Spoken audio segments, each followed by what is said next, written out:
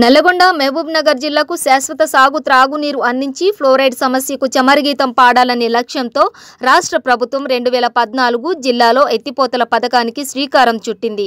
అయితే చింతపల్లి మండలంలో డిండి ఎత్తిపోతల ఆర్ విద్యాసాగర్ రావు ప్రాజెక్టు కింద నసర్లపల్లి, చింతపల్లి, మల్లారెడ్డిపల్లి ఈ 3 గ్రామాల భూమిని కలుపుకొని ప్రాజెక్టు ప్రారంభం కొరకు 0.91 టీఎంసీ సామర్థ్యంతో 1691 ఎకరాల భూమిని సేకరించాల్సి ఉండగా 333 ఎకరాల సర్కార్ భూమి, ఇందులో 573 ఎకరాలు సేకరించి 261 ఎకరాలకు 5.15 లక్షలు చెల్లించారు.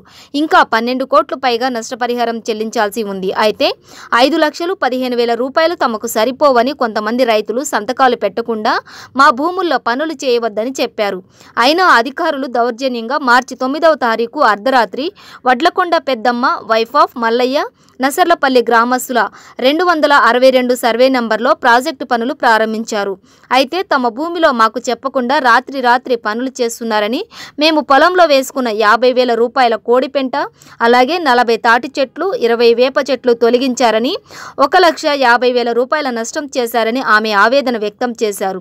పనులు నడుస్తున్న అటువంటి ప్రదేశానికి వెళ్లి రైతుల పనులను అడ్డగించి జేసీబీని తగలబెట్టేందుకు ప్రయత్నించారు.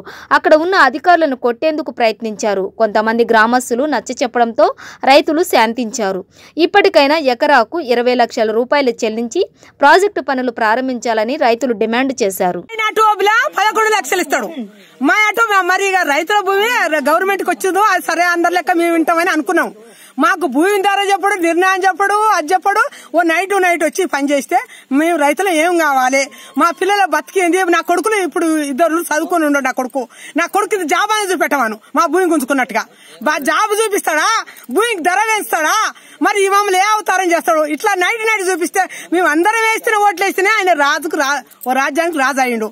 ఈ రాజు అందరిని కనిపెడతాడా, సావదెంగుతాడా? రాష్ట్రం మొత్తం ఎక్కడ గాని ఏంది మల్లన్న సాగరు, ఇక్కడ లింగోడ దిక్కు రైతులకు మొత్తం ఒకటే ధర కట్టియాలి. కట్టేది మటుకు రాష్ట్రాన్ని కట్టేది మటుకు మేము ఆడేది మటుకు మేము బండ్లకే అడ్డే ఉంటాం. మేము అదే పని చేయలేము నాయన, మేము పని చేయలేము. మీకు తెలియకుండా మీ భూమిలో మాకు తెలియకుంటే మాకు ఇంత తెలియదు నాయన. పొద్దునాక సెలవులు పడతా పోయినాము, నైట్ 6ంటికి వచ్చారు, పని చేసి మేము ఊరుకొస్తున్నాం. ఇప్పుడు మళ్ళీ తాళం తీసి తాళం వేసి ఊరుకొస్తున్నాం.